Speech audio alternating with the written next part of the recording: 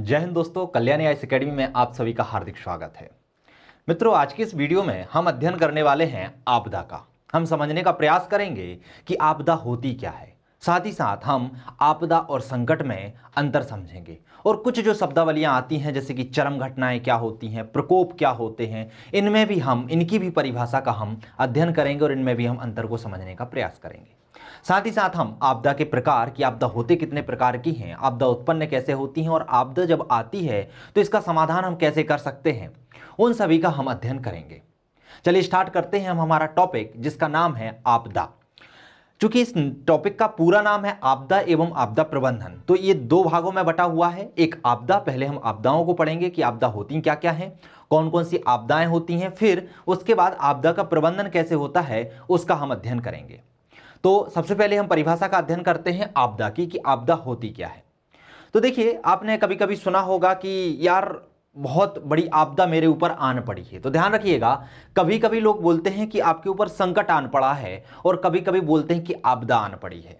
आपदा और संकट में एक जरा सा अंतर है। वह अंतर यह होता है कि जो संकट है वो मानव जनित भी हो सकता है और प्राकृतिक जनित, ऐसे ही आपदा भी मानव जनित और प्राकृतिक जनित दोनों होती है। लेकिन जो संकट है वह आंतरिक भी हो सकता है और बाह्य भी हो सकता है। समझने का प्रयास करना, आंतरिक और बाह्य क्या है। संकट आपके अंदर भी आ सकता है। मान लीजिए आपके पैसे खत्म हो गए हैं तो आपके अंदर आर्थिक संकट आ गया, मन ही मन आप में एक कुढ़ना पैदा हो जाती है, आप में एक आक्रोश पैदा होने लगता है कि यार मैं क्या करूं, मेरे पास पैसा नहीं है, पैसे की तंगी है।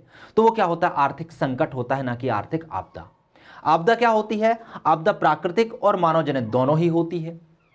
आपदा से मानव को, प्रकृति को, वनस्पति को, जीव जंतु को बहुत ज्यादा जान माल की हानि होती है। संकट से जान की हानि नहीं होती, सिर्फ माल की हानि होती है। तो ध्यान रखना, संकट आंतरिक भी होता है और बाह्य भी होता है, लेकिन आपदा कैसी होती है, बाह्य होती है लेकिन मानव जनित और प्राकृतिक जनित दोनों होती है। चलिए हम आपदा की परिभाषा का अध्ययन कर लेते हैं कि आपदा होती क्या है। तो आपदा वे अप्रत्याशित, अप्रत्याशित मतलब जो दिखाई नहीं देती हैं, एवं दुष्प्रभावी, दुष्प्रभावी मतलब जिनका बहुत ज्यादा प्रभाव पड़ता है। और कैसा प्रभाव, गलत प्रभाव पड़ता है। तो वैसी अप्रत्याशित एवं दुष्प्रभावी चरम घटनाएं, चरम घटनाएं क्या कहलाती हैं, जो प्राकृतिक घटनाओं को तेज कर देती है। मतलब कोई क्रिया हो रही है उसे तेज कर देती है। जैसे मान लीजिए हवा चल रही है तो हवा चलने को तेज कर दें जिससे कि बहुत ज्यादा नुकसान हो जाए। वर्षा हो रही है, वर्षा की जो मात्रा है वह तेज हो जाए। मतलब जो प्राकृतिक क्रियाएं हो रही हैं उन प्राकृतिक क्रियाओं की गति को तेज करना ही क्या कहलाता है, चरम घटनाएं कहलाता है। चरम घटनाएं हमेशा घटित नहीं होती, कभी कभी घटित होती हैं।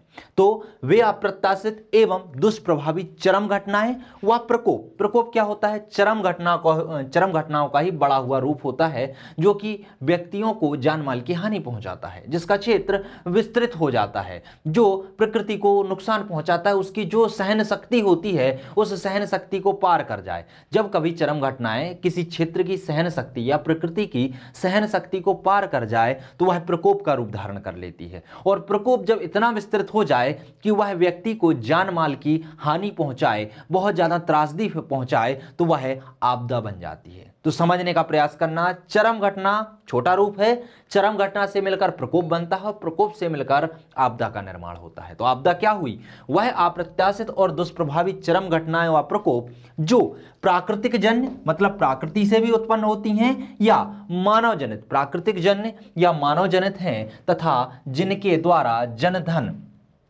तथा मानव, जीव जंतु, पादप समुदाय को अपार क्षति पहुंचती है, आपदा कहलाती है। समझ में आई परिभाषा। परिभाषा आपसे लिखने के लिए पूछा जा सकता है, सीधा आ जाएगा आपदा क्या है, इसको परिभाषित कीजिए।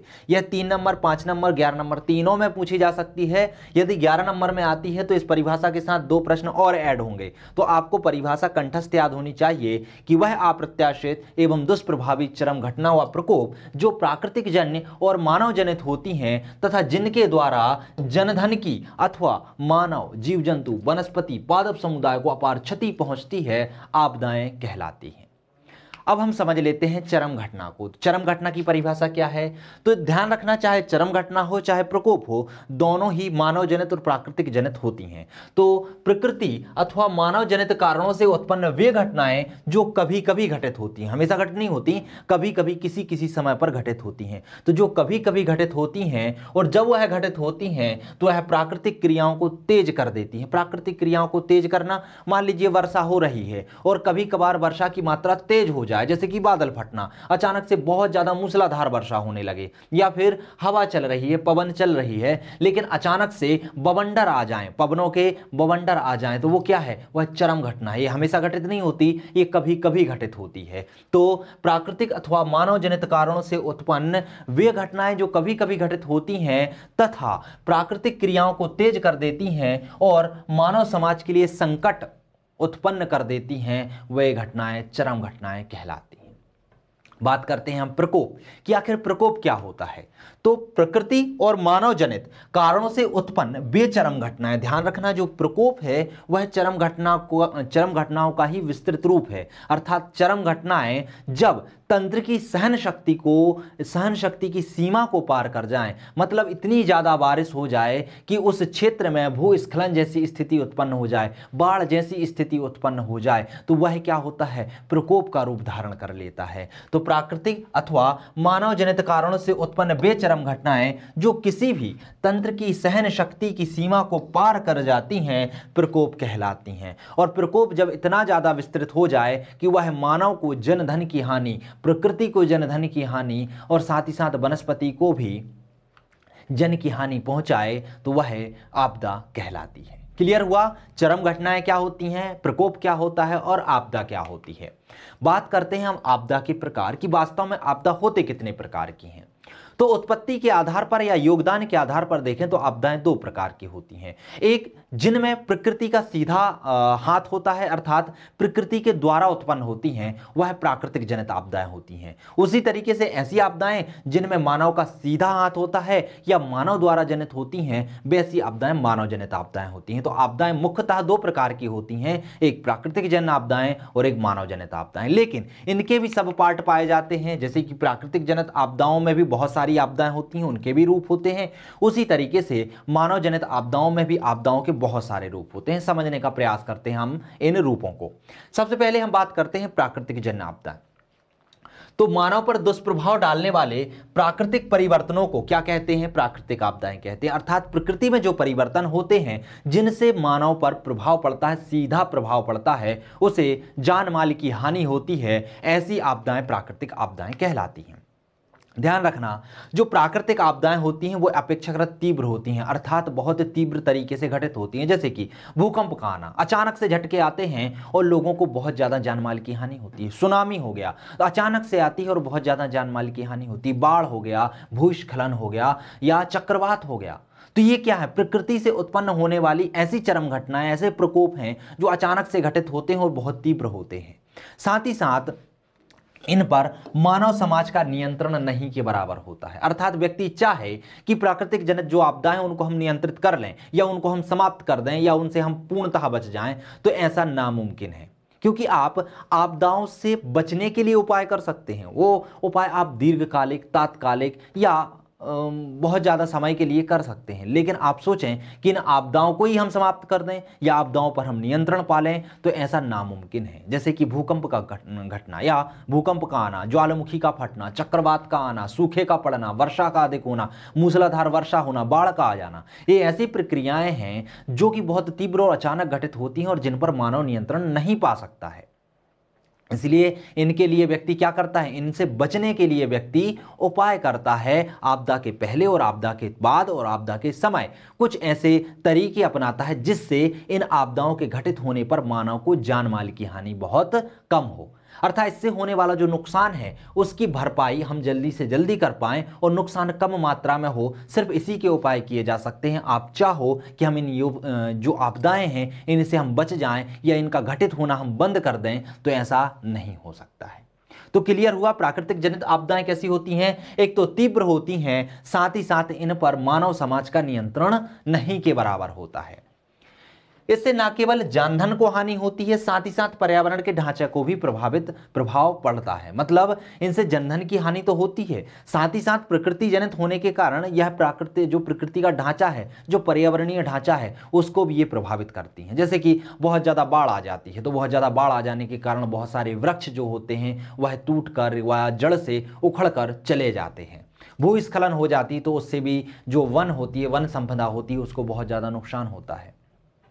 सूखे की स्थिति होती है तो वनों में आग लगने जैसी समस्याएं आपको देखने को मिलती हैं।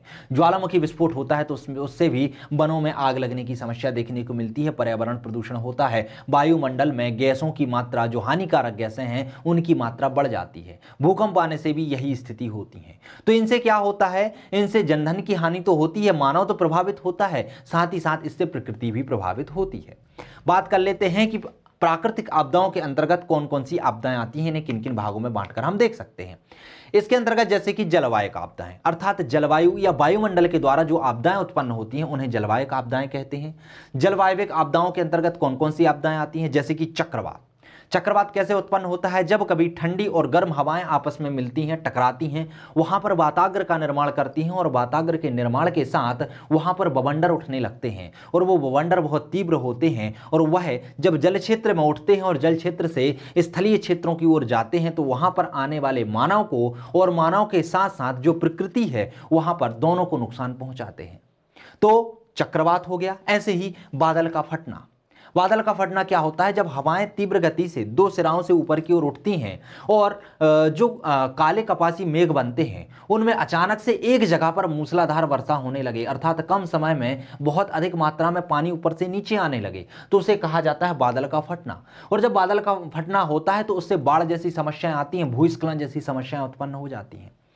तीसरा है हिमस्खलन। हिमस्खलन क्या होता है कि जब हिम की बड़ी बड़ी चट्टानें भूमिहीन होकर या फिर पृथ्वी के गुरुत्वाकर्षण बल के कारण ऊपर से अचानक नीचे टूटकर गिरने लगती हैं, तो उसे क्या कहते हैं, हिमस्खलन कहते हैं। हिमस्खलन से क्या होता है कि जो पर्वत पर बर्फ जमी होती है वह टूटकर नीचे की ओर आने लगती है और इसके नीचे की ओर आने से बर्फ पिघलने लगता है, जिससे नदियों में बाढ़ की स्थिति भी जन्म ले लेती है। जो मानव पर्वतीय क्षेत्रों में रहते हैं, बर्फीले इलाकों में रहते हैं, उनके लिए भी जानमाल की हानि इससे होती है। बवंडर एवं तूफान। जब कभी चक्रवात समुद्र में प्रारंभ ना होकर स्थलीय क्षेत्रों में उठने लगे तो उन्हें क्या कहा जाता है, बवंडर या तूफान कहा जाता है। जैसे कि आपने लू देखा होगा, गर्मियों के समय में जो उत्तरीय मैदान है भारत के, यहाँ पर बहुत तीव्र गति से गर्म पवनें चलती हैं, उन्हें क्या कहा जाता है, लू। और आपने देखा होगा जब कभी ये जो पवनें चलती हैं, लू चलती है, तो वह कहीं पर बवंडर बना लेती है, गोल आकार में घूमने लगती है और अपने पास में जो भी चीजें होती हैं उसे उठा के ऊपर की ओर ले जाती है, तो उन्हें क्या कहा जाता है, बवंडर कहा जाता है। और जब यही बवंडर विस्तृत रूप ले लेते हैं, चक्रवात का रूप ले लेते हैं, तो यह तूफान कहलाते हैं। तो ये भी क्या करते हैं, मानव को और प्रकृति को दोनों को नुकसान पहुंचाते हैं। सूखा। जब कभी वर्षा बहुत कम हो, जिन स्थानों में वर्षा बहुत कम हो और इतनी कम वर्षा हो कि जो भूमि होती है उसमें नमी धारण करने की क्षमता बहुत कम हो जाती है, अर्थात क्षमता तो बहुत ज़्यादा है लेकिन उसमें नमी ही नहीं बचती, इतनी कम नमी हो जाती है कि फसल वहां पर उगना दूभर हो जाती है, तो उसे क्या कहा जाता है, सूखा कहा जाता है। ओलावृष्टि। ओलावृष्टि अर्थात जब पानी बर्फ बनकर ऊपर से नीचे की ओर गिरने लगे जिससे कि फसलें बर्बाद हो जाएं, तो इससे मानव को बहुत ज़्यादा क्षति पहुंचती है। फसलें बर्बाद होती हैं तो प्रकृति को भी क्षति पहुंचती है, क्योंकि प्रकृति में जो वनस्पति पाई जाती है उसको भी बहुत ज्यादा नुकसान पहुंचता है। इसी तरीके से शीतलहर और सुनामी भी जलवायु आपदाओं के अंतर्गत आती है। सुनामी में बता देता हूं सुनामी क्या कहलाती है। तो जब कभी समुद्री लहरें तट की ओर आती हैं, जो समुद्री लहरें बहुत ऊंची ऊंची होती हैं और तट की ओर आते हुए अपना आकार बढ़ा लेती हैं, अर्थात जो 10-15 मीटर से और ऊंची होती हैं, बहुत ही भयानक होती हैं और नुकसानदेह होती हैं, तो वो जैसे ही तटों के पास आती हैं, तटों के पास आकर भयानक तबाही मचा देती हैं। ऐसी लहरों को सुनामी कहा जाता है। जो सुनामी है वह जापानी भाषा का शब्द है। आप पहली यूनिट में इस चीज को डिटेल में पढ़ चुके हैं, चाहे चक्रवात हो, चाहे भूकंप हो, चाहे सुनामी हो और चाहे ज्वालामुखी हो, पहली यूनिट में हमने इसे विस्तार रूप से पढ़ा है।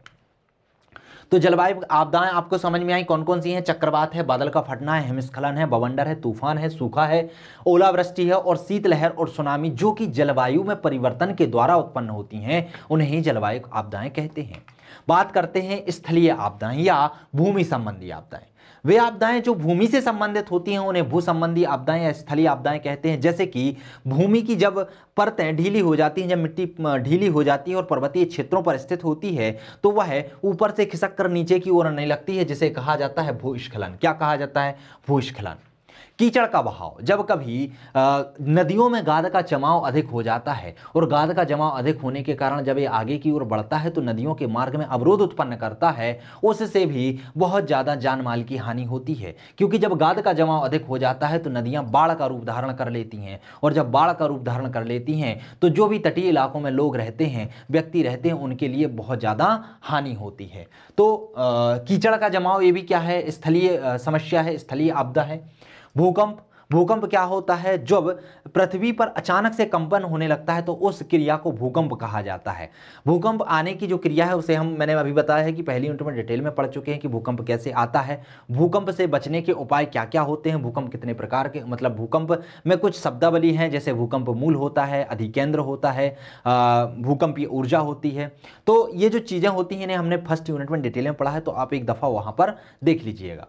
इसके बाद ज्वालामुखी विस्फोट मैंने आपको बताया है प्रारंभिक यूनिट में, लेकिन परिभाषा मैं बता देता हूं कि पृथ्वी पर या भूपरपटी पर ऐसा कोई भी छिद्र जिसके माध्यम से पृथ्वी के अंदर जो लावा है, जो मैग्मा है, वह पृथ्वी की सतह पर आने लगे, या पृथ्वी के अंदर जो गैस है या जलवाष्प हैं वह उन छिद्रों के माध्यम से पृथ्वी पर आने लगे, तो ऐसे छिद्र क्या कहलाते हैं? ज्वालामुखी कहलाते हैं। और ये जो लावा और मैग्मा आता है वह अचानक से विस्फोट करके आता है, इसीलिए इसे ज्वालामुखी विस्फोट कहा जाता है।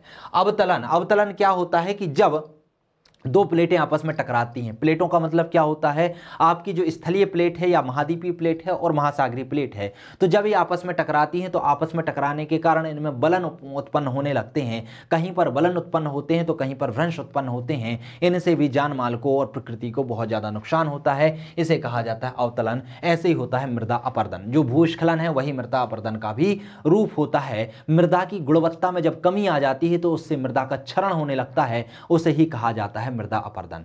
तो स्थलीय भू संबंधी आपदाएं आपने समझी, क्या आता है उसके अंतर्गत? उसके अंतर्गत आता है भूस्खलन, कीचड़ का बहाव, भूकंप, ज्वालामुखी विस्फोट, अवतलन और मृदा अपरदन। अगली आती हैं जलीय आपदाएं। ऐसी आपदाएं जिसमें जल का योगदान बहुत ज्यादा होता है या जल के कारण उत्पन्न होती हैं, ऐसी आपदाओं को जलीय आपदाएं कहते हैं। जैसे कि बाढ़। बाढ़ क्या होता है? जब नदी अपने तटबंधों को तोड़कर मैदानी क्षेत्रों में फैल जाए और जानमाल को हानि पहुंचाने लगे तो वह बाढ़ कहलाती है। ज्वार क्या होता है? देखिए, जो सुनामी होती है सुनामी के विपरीत ही होती है। सुनामी थोड़ा बड़ा रूप होता है और जो ज्वार होते हैं वो छोटे रूप होते हैं। लेकिन ज्वार और भाटे से भी जो तटीय इलाके होते हैं वहां पर कभी कभी जान माल की हानि होती है। तो जब जब जान माल की हानि होती है तब यह जलीय आपदा के रूप में उठकर सामने आ जाती है। इसी तरीके से महासागरीय धाराएं, सुनामी और हिमस्राव ये जलीय आपदाओं के अंतर्गत आते हैं। फिर आती हैं जैविक आपदाएं। जैविक आपदाएं अर्थात जो जीवों के कारण उत्पन्न होती हैं, जैसे कि महामारी। महामारी किससे होती है? महामारी किसी से भी, बैक्टीरिया से हो सकती है, कवक से हो सकती है, या विषाणु से, वायरस से हो सकती है। तो ये महामारियां जो फैलती हैं वो जीवाणुओं के माध्यम से फैलती हैं। साथ ही साथ विनाशकारी कीटों का आक्रमण, जैसे कि अभी आपने देखा होगा कुछ सालों पहले 2020 की बात करें, 19-20 की बात करें तो टिड्डियों का आक्रमण हुआ था भारत में।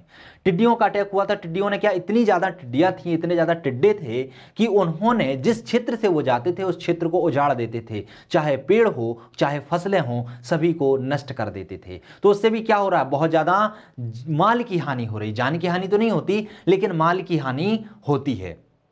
इसके बाद वायरल संक्रमण।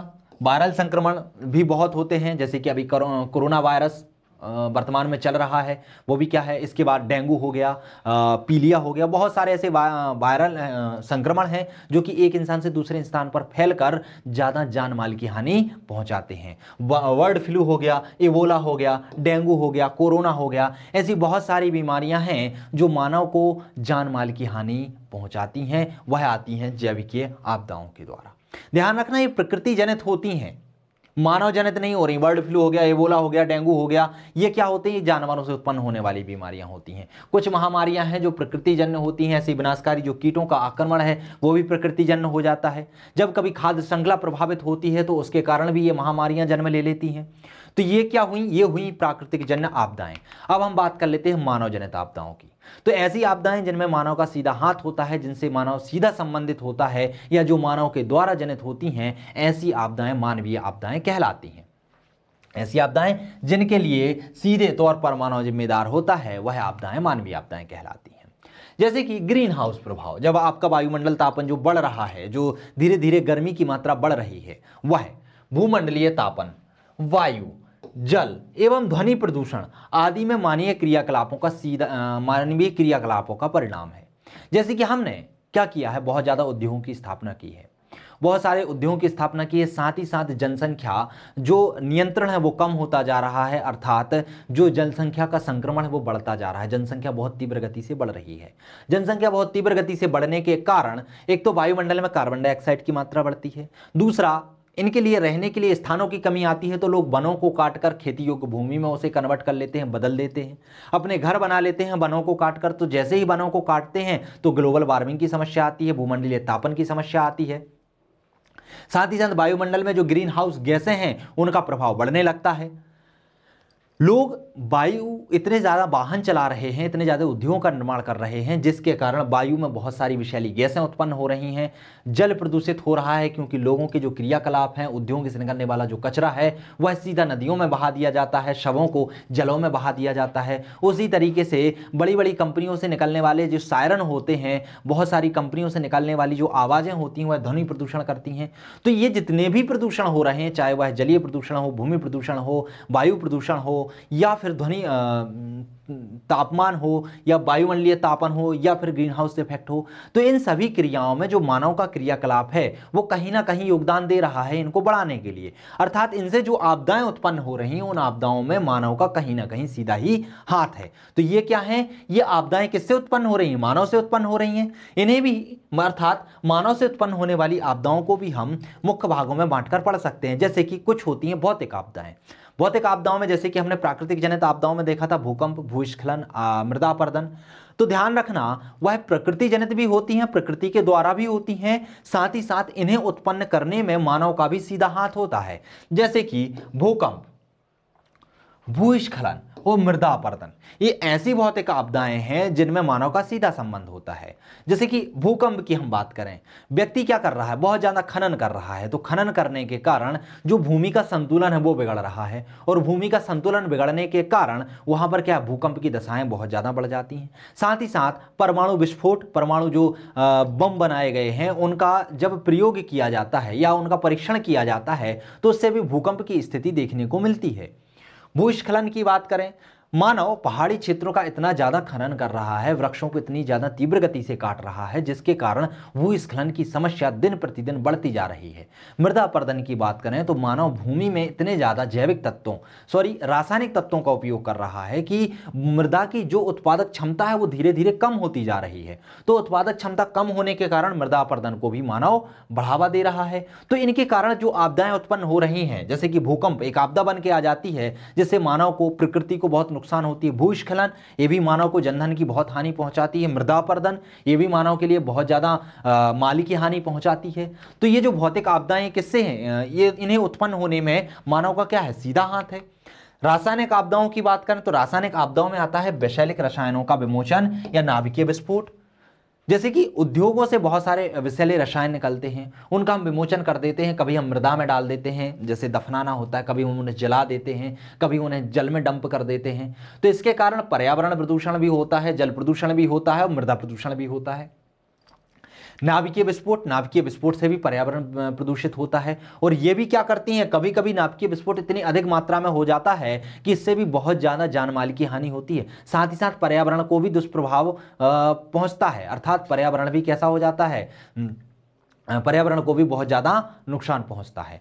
नाभिकीय विस्फोट का तो इतना ज्यादा नुकसान हो जाता है कि यह सीमित समय के लिए नहीं, असीमित समय के लिए इसका दुष्प्रभाव बना रहता है।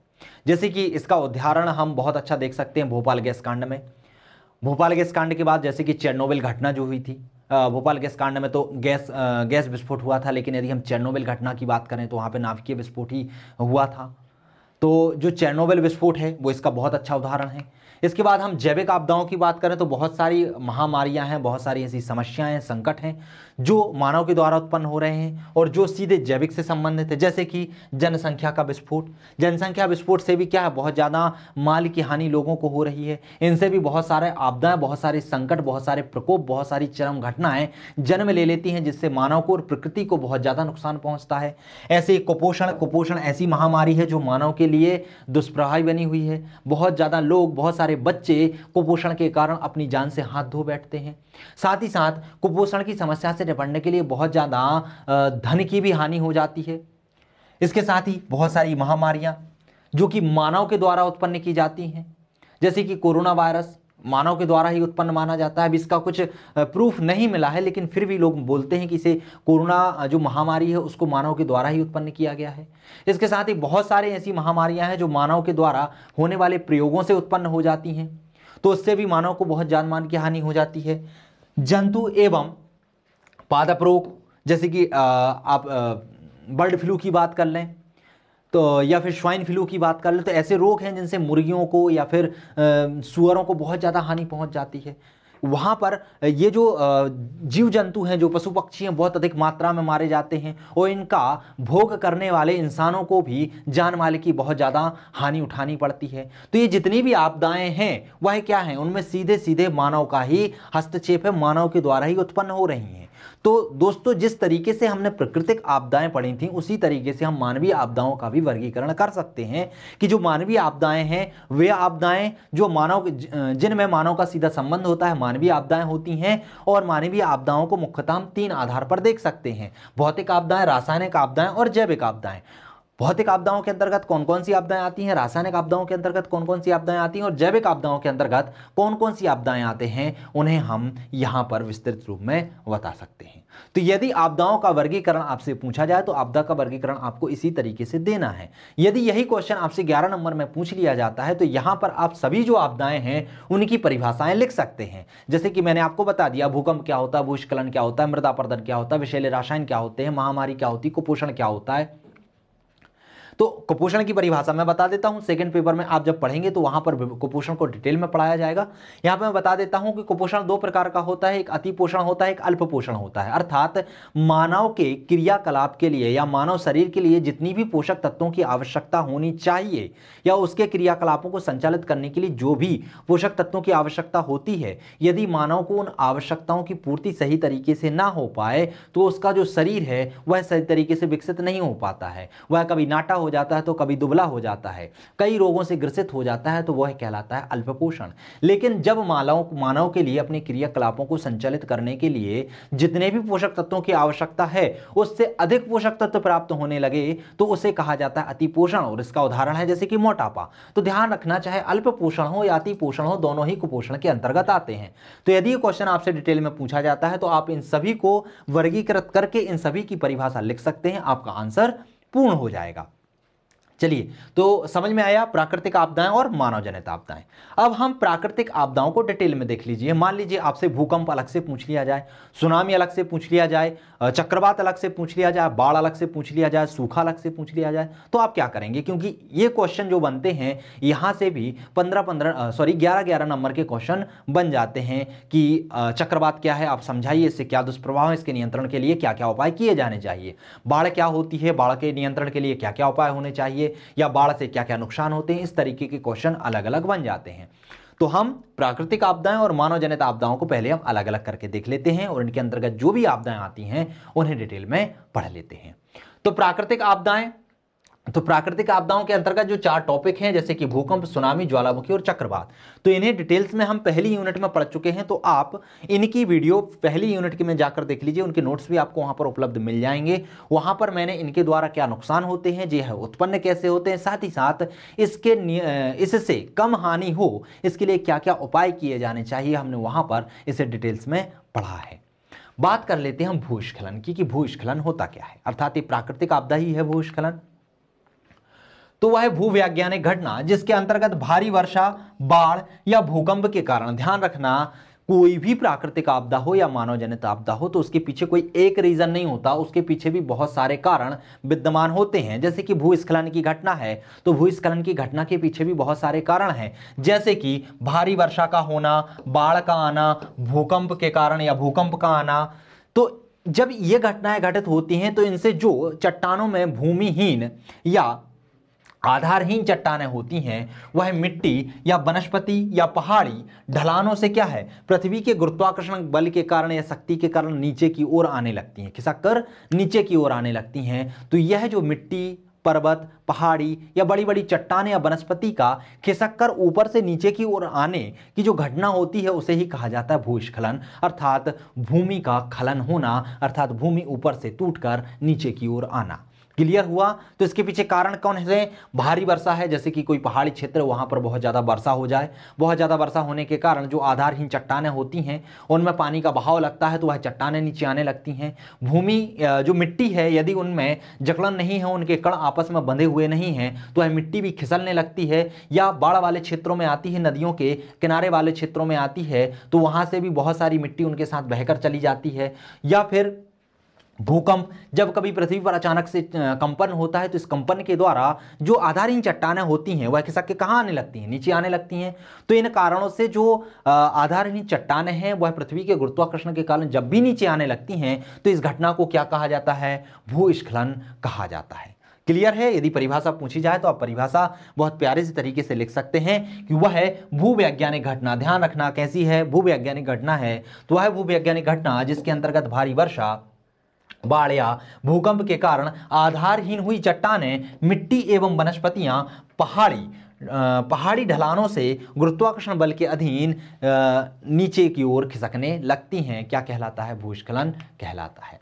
भूस्खलन का कारण क्या होता है? तो क्या सिर्फ भारी वर्षा ही भूस्खलन का कारण होता है, या फिर बाढ़ या फिर भूकंप यही सिर्फ भूस्खलन का कारण होता है? तो नहीं, भूस्खलन के पीछे भी बहुत सारे कारण होते हैं। जैसे कि एक प्राकृतिक जन्य कारण होता है, पारंपरिक नहीं है, यहाँ प्राकृतिक जन्य है, ठीक है। एक प्राकृतिक कारण होता है और एक मानवीय कारक होता है, अर्थात भूस्खलन। जब हम आपदाएं पढ़ रहे थे तो वहां पर मैंने दोनों में बताया था, चाहे आप प्राकृतिक आपदाओं की बात करें चाहे आप मानवीय आपदाओं की बात करें, दोनों में ही भूस्खलन मुख्य स्थान रखता है। तो इसके पीछे दोनों ही कारक हैं, एक प्राकृतिक कारक है, कौन सा कारक है? प्राकृतिक कारक है, और एक मानवीय कारक है। प्राकृतिक कारकों की बात करते हैं तो प्राकृतिक कारकों में जैसे भारी वर्षा का होना, भारी वर्षा, इसमें मानव का कोई हाथ नहीं होता, इसमें प्रकृति का हाथ होता है कि किसी स्थान पर बहुत ज़्यादा बारिश हो जाए और किसी स्थान पर बहुत कम बारिश। मान लीजिए बादल के फटने की घटना हो जाए, जैसे कि उत्तराखंड की बाढ़ आई थी तो वहाँ पर भी भूस्खलन की घटना देखने को मिली थी, बहुत सारे लोगों को जान माल की हानि हुई थी। तो जब कभी अचानक सी वर्षा होने लगे पर्वतीय क्षेत्रों में और पानी का बहाव बहुत तेज हो तो उसके कारण भी वहाँ की जो आधारहीन चट्टानें होती हैं, मिट्टी होती है, वह खिसक कर ऊपर से नीचे की ओर आने लगती है। पर्वतों का तीव्र ढलान होना, मान लीजिए पर्वतों का बहुत ज़्यादा तीव्र ढलान है और ऊपर से कोई एक छोटी सी चट्टान लुढ़क के यदि नीचे की ओर आती है तो वह अपने साथ बहुत सारी चट्टानों को भी धकेलकर नीचे की ओर लाने लगती है, मिट्टी को लाने लगती है। चट्टानों की कच्ची परतें, यदि चट्टानों की कच्ची परतें होती हैं तो थोड़ी सी भी कोई भी क्रिया हो, चाहे भूकंप की क्रिया हो, चाहे पानी के बहाव की क्रिया, कुछ भी हो, तो उससे भी भूस्खलन की दर तेज हो जाती है, भूस्खलन की घटना देखने को मिलती है। पृथ्वी की गुरुत्वाकर्षण शक्ति, मैंने अभी बताया था आपको कि पृथ्वी क्या है, पृथ्वी की एक शक्ति होती है जिसमें वह सभी चीज़ों को अपनी नीचे की ओर खींचने की ताकत रखती है, उसे कहते हैं गुरुत्वाकर्षण शक्ति, अर्थात अपनी ओर खींचती है। तो जो आधारहीन चट्टानें होती हैं तो वह जब कभी उन पर थोड़ा सा कुछ भी प्रहार पड़ता है या कुछ भी बाह्य क्रिया होती है तो वह गुरुत्वाकर्षण शक्ति के द्वारा कहाँ, नीचे की ओर खिसकने लगती हैं। साथ ही साथ पहाड़ी नदियां क्या होती हैं, ऊपर से नीचे की ओर आती हैं तो अपने साथ बहुत सारा मलबा लेके आती हैं। जब कभी इनमें गाद का जमाव हो जाता है या फिर भारी वर्षा हो जाती है तो यह अपने तटबंधों को तोड़कर अपने साथ बहुत ज़्यादा मृदा को साथ लेकर आगे की ओर बढ़ती है, इससे भी भूस्खलन की घटना देखने को मिलती है। तो प्राकृतिक कारणों में क्या हो गया, भारी वर्षा हो गया, पर्वतों का तीव्र ढलान हो गया, चट्टानों की कच्ची परतें हो गया, पृथ्वी की गुरुत्वाकर्षण शक्ति और पहाड़ी नदियां हो गई।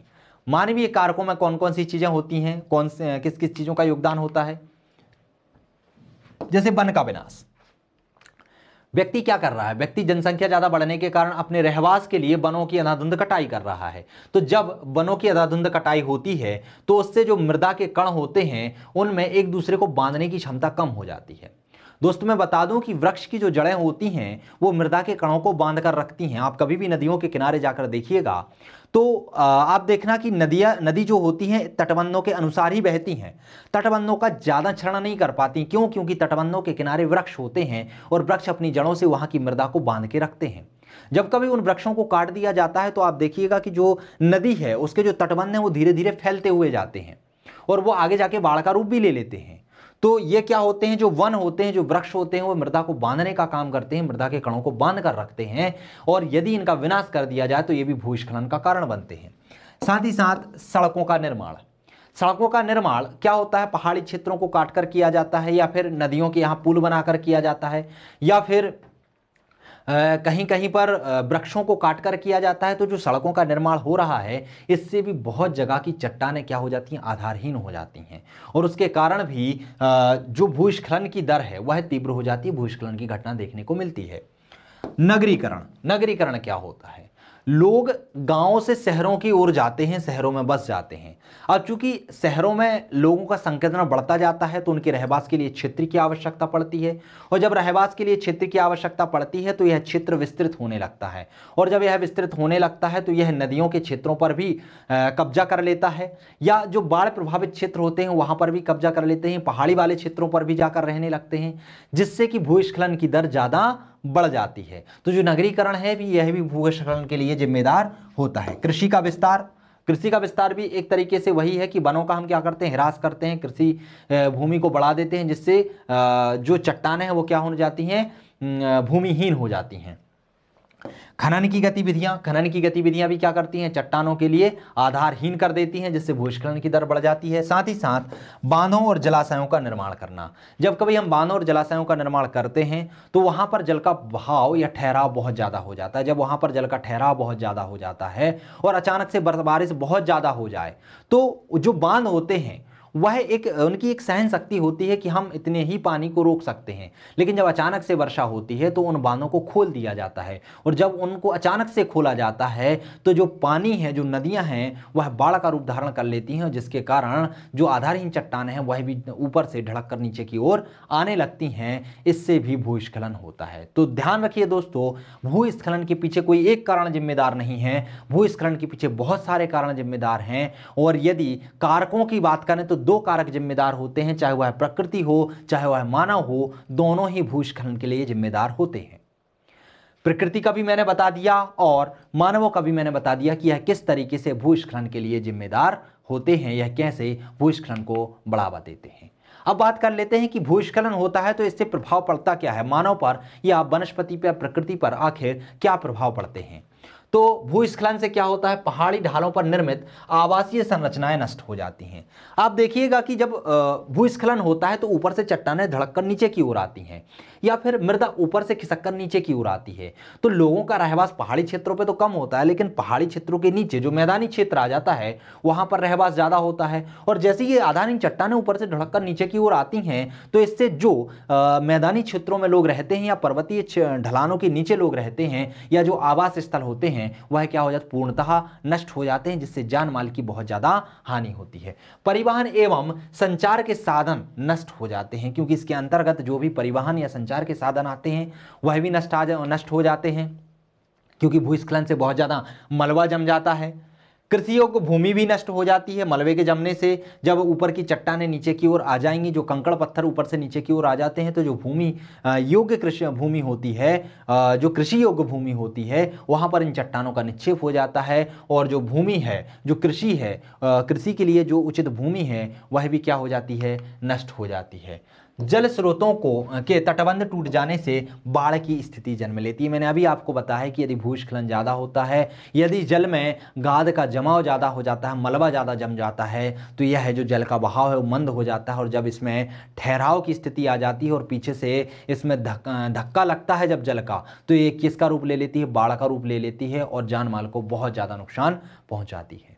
तो ध्यान रखिएगा, कोई भी आपदाएं हो, चाहे प्राकृतिक आपदा हो चाहे मानवीकृत आपदाएं हो, और इन भी आपदाओं में चाहे भूकंप हो, सुनामी हो, ज्वालामुखी हो या फिर चक्रवात हो, भूस्खलन हो, बाढ़ हो, सूखा हो, कुछ भी हो, इनसे नुकसान जो होते हैं लगभग लगभग एक दूसरे से मिले जुले ही होते हैं। सभी से संचार और परिवहन को नुकसान पहुंचता है, सभी से पर्यावरण को नुकसान पहुंचता है, सभी से जान माल की हानि होती है, सभी से पेड़ों को नुकसान पहुंचता है, सभी एक ना एक दूसरे का कारण बनते हैं। भूस्खलन का बाढ़ का कारण बनती है तो बाढ़ भूस्खलन का कारण बनती है। तो इनको आप एक दूसरे से कनेक्ट कर कर पढ़ सकते हैं, इनको याद करने की ज्यादा जरूरत नहीं है। बस एक इमेजिनेशन कर लीजिए कि जितनी भी आपदाएं हैं इनका संबंध एक दूसरे से है, और यदि इन आपदाओं को आप अच्छे से समझ लेते हैं तो आप एक दूसरे से कनेक्ट कर कर इनमें 4-5 पॉइंट आराम से लिख सकते हैं, और इतने ही लिखने का आपका स्कोप रहता है। क्लियर हुआ? चलिए आगे बढ़ते हैं और हम देखते हैं कि भारत में भूस्खलन प्रभाव क्षेत्र कौन कौन से हैं, या जहां पर भूस्खलन का प्रभाव अधिक होता है वह क्षेत्र कौन कौन से हैं। तो कुछ क्षेत्र ऐसे होते हैं जो अत्यधिक सुभेद्यता वाले क्षेत्र हैं, अर्थात जहां पर भूस्खलन की संभावना बहुत अधिक मात्रा में देखी जाती है। ऐसे क्षेत्रों में क्या क्या आता है? तो ऐसे क्षेत्रों में जैसे कि हिमालय की युवा पर्वत श्रृंखला आती है, जिसे हम सबसे नीचे वाली परत कहते हैं, जिनका निर्माण अभी भी हो रहा है, तो वह आती है। क्लियर हो गया? अंडमान निकोबार द्वीप समूह, यहां पर भी भूस्खलन की समस्या बहुत ज्यादा देखने को मिलती है।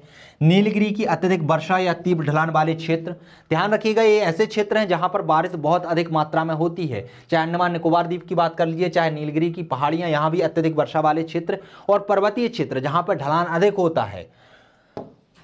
पूर्वोत्तर राज्य में अत्यधिक मानवीय क्रियाकलाप वाले क्षेत्र, क्योंकि पूर्वोत्तर जो क्षेत्र होते हैं ये भी पहाड़ी क्षेत्रों के अंतर्गत आते हैं, और यहाँ पर भी यदि मानवीय अधिकता है, जहाँ पर मानव अधिक निवास करते हैं, पहाड़ी क्षेत्र हैं, तो वहाँ पर भी चट्टानें खिसकने के कारण वहाँ पर बहुत ज़्यादा भूस्खलन की मात्रा देखने को मिलती है। फिर इसके बाद आता है अधिक सुभेद्यता वाले क्षेत्र। अत्यधिक सुभेद्यता वाले क्षेत्र जहां पर भूस्खलन की घटना लगभग देखने को मिलती ही रहती है, और यहां से जान माल की नुकसान बहुत ज्यादा होती है। अधिक सुभेद्यता मतलब इनसे थोड़े से कम होते हैं, लेकिन वहां भी भूस्खलन की संभावना बनी रहती है और भूस्खलन की घटना देखने को मिलती है। तो इसमें आता है हिमालय के सभी राज्य जो हिमालय क्षेत्र के अंतर्गत आते हैं, साथ ही साथ असम को छोड़कर उत्तर पूर्वी राज्य भी इसके अंतर्गत आते हैं। फिर आता है मध्यम एवं कम सुभेद्यता वाले क्षेत्र, इसमें लद्दाख एवं लाहौल स्फीति के कम वर्षा वाले क्षेत्र आते हैं, जहां पर वर्षा कम होती है, और जब वर्षा कम होगी तो वहां पर भूस्खलन की मात्रा भी कम ही होगी। अरावली की पहाड़ियां, पश्चिम एवं पूर्वी घाट के वृष्टि छाया क्षेत्र, क्योंकि वृष्टि छाया क्षेत्र है, पवन विमुख क्षेत्र है, तो वहां पर पानी वैसे ही कम गिरता है, और जब जल कम होगा, वर्षा कम होगी, तो वहां पर जो चट्टानें हैं उनके नीचे आने की संभावना भी कम हो जाती है, लेकिन बनी रहती है। क्यों? क्योंकि कम वर्षा होने के कारण भी चट्टानें क्या हो जाती हैं? कमजोर पड़ जाती हैं। तो यहाँ पर भी घटना देखने को तो मिलती है, लेकिन बहुत कम मात्रा में देखने को मिलती है। और दक्कन का पठार, तो ये किसके अंतर्गत आते हैं? मध्यम एवं कम सुभेद्यता वाले क्षेत्र के अंतर्गत आते हैं। फिर अन्य क्षेत्र जहां पर बहुत कम मात्रा में भूस्खलन देखने को मिलता है या ना के बराबर देखने को मिलता है, तो इसमें राजस्थान, हरियाणा, उत्तर प्रदेश, बिहार, पश्चिम बंगाल, दक्षिण भारतीय राज्यों के तटीय क्षेत्र आते हैं, जहां पर भूस्खलन की संभावना देखने को नहीं मिलती है। अब आप सोच रहे हो कि सर ने ये चीज क्यों पढ़ाई है, ये क्षेत्र क्यों पढ़ाए हैं? तो दोस्तों सीधा सीधा प्रश्न आ जाता है आपसे, 11 नंबर में सीधा प्रश्न पूछा जा सकता है, भारत में भूस्खलन प्रवण क्षेत्रों को लिखिए या भूस्खलन से प्रभावित क्षेत्रों को लिखिए। अब सीधे सीधे आपको 11 नंबर में क्या लिखेंगे आप? आपको यही लगेगा कि यार दो क्षेत्र हो सकते हैं, एक जहां पर भूस्खलन हो रहा है, एक नहीं हो रहा है, लेकिन इसका भी वर्गीकरण अलग अलग होता है, आपको पता होना चाहिए। इसे भी हम 4 भागों में बांटकर पढ़ सकते हैं, एक अत्यधिक सुभेद्यता वाले, एक अधिक सुभेद्यता वाले, एक मध्यम एवं कम सुभेद्यता वाले, और एक अन्य क्षेत्र। इस तरीके से आप इसका डिवीजन करेंगे तो आपके 200 शब्दों का आंसर भी पूर्ण हो जाएगा और आपको नंबर मिलने के चांसेस भी ज्यादा होंगे। अब बात करते हैं कि भूस्खलन देख लिया, भूस्खलन के कारण देख लिए, अब भूस्खलन से क्या क्या हानियां हो रही ये भी देख ली। अब चूंकि भूस्खलन क्या है, प्राकृतिक और मानवजनित दोनों आपदाएं हैं, और प्राकृतिक आपदाओं में मैंने एक बात कही थी कि इस पर नियंत्रण प्राप्त नहीं किया जा सकता। ये ऐसी घटना है जिसे आप रोक नहीं सकते हैं। तो जब रोक नहीं सकते तो हम क्या कर सकते हैं? हम इसके प्रभाव को कम कर सकते हैं। इससे जो जान माल की हानि ज्यादा हो रही है, जो प्रकृति को नुकसान ज्यादा हो रहा है, उसे हम कम कर सकते हैं। तो उसके लिए भी कुछ उपाय होंगे, तो देख लेते हैं कौन कौन से उपाय हैं। जैसे कि सड़क तथा बड़े बांधों के निर्माण के क्रम में अपेक्षाकृत सतर्कता बरती जानी चाहिए, अर्थात इनका निर्माण इस जगह पर किया जाना चाहिए जहां पर भूकंप आने की संभावना कम हो, या फिर पहाड़ी क्षेत्रों पर जहां पर अधिक पानी का बहाव ना आता हो, या फिर जहां पर चट्टानें कमजोर ना हो, वहां पर हमें सड़कों और बांधों का निर्माण किया जाना चाहिए। अर्थात हम जब इनका निर्माण करते हैं तो हमें अपेक्षाकृत सतर्कता बरतनी चाहिए। साथ ही साथ हमें सड़कों का निर्माण ऐसी जगह पर नहीं करना चाहिए जो कि नदियों के बहुत करीब हो या नदियों बाढ़ प्रभावित क्षेत्र हो। कृषि का कार्य नदी घाटी तथा कम ढाल वाले क्षेत्रों तक सीमित होना चाहिए। जो कृषि का क्षेत्र है, ध्यान रखिए कृषि भी कई तरीके की होती है। जैसे कि मैंने आपको जब कृषि मृदा पढ़ा रहा था तो वहां भी मृदा अपर्दन के रीजन बताए थे। तो जो कंटूरिंग खेती होती है, जो ढलान खेती होती है, तो उसको जो खेती का तरीका होता है वो भी हमें सही तरीके से करना चाहिए, क्योंकि यदि कृषि का सही तरीका नहीं होगा तो जो मृदा अपर्दन है उसकी मात्रा बढ़ जाएगी, और मृदा अपर्दन की यदि मात्रा बढ़ जाती है तो यह भी भूस्खलन का रूप धारण कर लेती है। साथ ही साथ जो कृषि का कार्य है वो नदी घाटी तथा कम ढाल वाले क्षेत्रों तक ही सीमित हो, ज्यादा ढाल वाले क्षेत्रों में नहीं जाना चाहिए। इन क्षेत्रों में वृक्षारोपण कर तथा जल के बहाव को रोकने हेतु छोटे छोटे बांधों का निर्माण कर। यदि आप वृक्ष ज्यादा से ज्यादा लगाएंगे, जैसे कि हमने कहा था कि वृक्ष क्या करते हैं, मृदा को बांधने का काम करते हैं, तो पर्वतीय क्षेत्रों में, मैदानी क्षेत्रों में जहां पर बाढ़ की संभावना ज्यादा बनी रहती है, भूस्खलन की संभावना ज्यादा बनी रहती है, वहां पर हमें वृक्षों का रोपण ज्यादा करना चाहिए, वृक्ष ज्यादा लगाने चाहिए ताकि भूस्खलन को कम किया जा सके। तो इसकी जो मात्रा है उसे कम करने के लिए हम क्या कर सकते हैं, वृक्ष लगा सकते हैं। साथ ही साथ जो बाढ़ होती है, बाढ़ भी भूस्खलन का कारण बनती है, तो बाढ़ को रोकने के लिए हम छोटे छोटे बांधों का निर्माण कर सकते हैं। बड़े बांध तो नहीं बना सकते, लेकिन छोटे छोटे बांध का निर्माण कर सकते हैं, जिसके माध्यम से जो जल का बहाव है उस बहाव को हम क्या कर सकते हैं, नियंत्रित कर सकते हैं। अर्थात उस बहाव से होने वाली हानि को हम रोक सकते हैं। पानी के निकास का उचित प्रबंधन करना, क्योंकि जल भराव के कारण भी भूमि जो भूस्खलन उसकी संभावना देखने को मिलती है, इसलिए हमें जो पानी का निकास है वो भी उसका भी हमें उचित प्रबंधन करना चाहिए। पानी की जगह भरा हुआ ना रहे, इसके लिए भी कार्य करना चाहिए। तो ये कुछ उपाय हैं जिन्हें हम देख सकते हैं इसके निवारण हेतु। आप और भी उपाय जनरेट कर सकते हैं, खुद से बना सकते हैं। यदि आपने इस टॉपिक को अच्छे से समझा है, आपने भूस्खलन की नींव समझी है, आपने ज्योग्राफी को अच्छे से समझा है कि भूस्खलन कैसे उत्पन्न हो रहा है, और जिससे उत्पन्न हो रहा है तो हम उनको नियंत्रित करने का प्रयास करेंगे, उनके लिए सही तरीके से सही रणनीति बनाकर कार्य करेंगे, तो भूस्खलन से होने वाली जो जान माल की हानि है उसको नियंत्रित किया जा सकता है। जैसे कि जहां पर बाढ़ वाले क्षेत्र होते हैं, पर्वतीय इलाके होते हैं, वहां पर मानवीय आवास को कम किया जाना चाहिए। नदियों का जो बहाव क्षेत्र है उसमें हमें रोक टोक नहीं करनी चाहिए, अर्थात हमें नदियों के मार्ग में परिवर्तन करने का प्रयास नहीं करना चाहिए। नदियों की तली में गाद जमा ना हो पाए, इसके लिए भी उपाय करने चाहिए। ऐसे ही आप बहुत सारे उपाय अपने निकाल सकते हैं। तो जिस तरीके का प्रश्न आपसे पूछा जाए उस तरीके से आप इस आंसर को डील कर सकते हैं, इस आंसर को बना सकते हैं। अगला आता है हिमस्खलन। तो जिस तरीके से भूस्खलन होता है उसी तरीके से हिमस्खलन भी होता है। हिमस्खलन को देख लेते हैं, हिमस्खलन के क्षेत्रों को देख लेते हैं, कारण निवारण भूस्खलन के आप इसमें लिख सकते हैं। हिमस्खलन क्या होता है, तो जब ऊंचे पर्वतीय भागों में अत्यधिक तीव्र ढाल के कारण बर्फ अथवा हिम के तीव्रता से गिरना, जब हिम और बर्फ ऊपर से नीचे तीव्रता से गिरने लगती है तो इसे हिमस्खलन कहते हैं। आपने हिमोड़ पढ़ा होगा, आपने मोरेन पढ़ा होगा, ये कुछ ऐसी स्थलाकृतियां होती हैं जो हिमालय क्षेत्रों में देखने को मिलती हैं। जो मोरेन होता है, जैसे कि आपने बाहुबली की मूवी देखी होगी, बाहुबली फर्स्ट वाला पार्ट आपने देखा होगा, तो जब उसमें प्रभास आगे की ओर बढ़ता है, वहां पर जब लड़ाई लड़ता है तो आपने देखा होगा बर्फीले इलाके में लड़ाई लड़ता है, और वहां से जब वह भागता है और एक चट्टान नीचे अचानक से गिरती है, अचानक से गिरने के कारण उस क्षेत्र में कंपन आता है, और कंपन होने के कारण जो ऊपर बर्फ जमी हुई होती है वह बहुत तीव्र गति से आगे की ओर बढ़ने लगती है, और मार्ग में जो कुछ भी आता है, चाहे वृक्ष आए, चाहे घर आए, चाहे पहाड़ी आए, चाहे कुछ भी आए, सबको नष्ट करती हुई आगे की ओर बढ़ने लगती है। तो बस जो वो घटना आपको दिखाई दे रही है वही घटना क्या है, हिमस्खलन की घटना है। उससे क्या बनते हैं, मोरेन बनते हैं। तो क्लियर हुआ, हिमस्खलन आपको समझ में आया क्या कहलाता है हिमस्खलन। चलिए बात कर लेते हैं हिमस्खलन के क्षेत्र की, हिमस्खलन के कौन कौन से क्षेत्र हैं। तो हिमस्खलन के क्षेत्रों को मुख्यतः हम 3 आधारों पर बांटकर देख सकते हैं। एक है रेड जोन, दूसरा होता है ब्लू जोन, और तीसरा होता है yellow zone. Red zone, blue zone और येलो जोन यह इसकी सुवेदता के आधार पर वर्गीकृत किए गए हैं। अर्थात जहां पर हिमस्खलन की संभावना बहुत ज्यादा देखने को मिलती है वह रेड जोन के अंतर्गत आता है, जहां पर संभावना थोड़ी सी कम होती है वह ब्लू जोन के अंतर्गत आता है, और जहां पर संभावना बहुत कम होती है वह येलो जोन के अंतर्गत आता है। और ये हिमस्खलन के जो क्षेत्र होते हैं सभी के सभी पर्वतीय क्षेत्रों के अंतर्गत आते हैं। रेड जोन क्या है, अत्यधिक खतरे वाले वाले क्षेत्र हैं। ब्लू जोन क्या है, यहाँ पर आपात की स्थिति में सुरक्षात्मक उपाय किए जा सकते हैं। और येलो जोन क्या है, यहाँ पर हिमस्खलन विरल अवस्था में देखने को मिलता है। क्लियर है, सभी के सभी पर्वतीय क्षेत्रों के अंतर्गत आते हैं। तो ये 3 आधार पर हम हिमस्खलन को देख सकते हैं। तो दोस्तों इस वीडियो के अंतर्गत इतना ही। अगले वीडियो में हम मिलेंगे अगली आपदा के साथ, जिसमें प्राकृतिक आपदा में हम बाढ़ का अध्ययन करेंगे। हम पता करेंगे कि बाढ़ के कारण क्या होते हैं, बाढ़ से नुकसान क्या होते हैं, और बाढ़ की हानि कम हो, बाढ़ से कम जान माल की हानि हो, उसके लिए हमें क्या क्या उपाय करने चाहिए। बाढ़ के साथ ही साथ हम अन्य आपदाओं का भी अध्ययन करेंगे, जैसे कि सूखा क्या होता है, या फिर मरुस्थल क्या होता है, मरुस्थलीकरण क्या होता है। तो दोस्तों मिलते हैं हम अगले वीडियो में, तब तक के लिए नमस्कार।